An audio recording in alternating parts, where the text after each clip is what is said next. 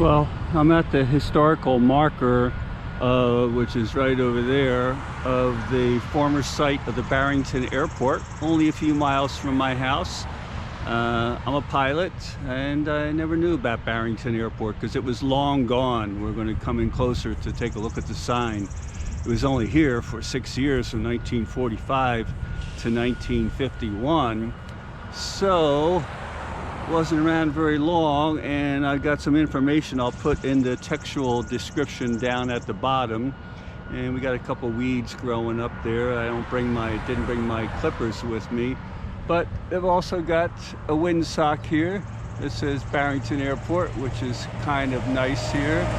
But it's right along a highway, and right there's the windsock, and we're right on the highway here. And well, somebody should cut that branch down to make it a little more visible here.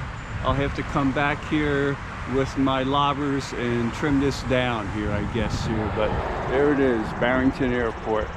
Used to be here, and what is it now? It's an industrial site. There's some I don't know what they have, big water tank there, and shipping and receiving from International Paper, and a whole bunch of trucks and whatnot here. But there it is.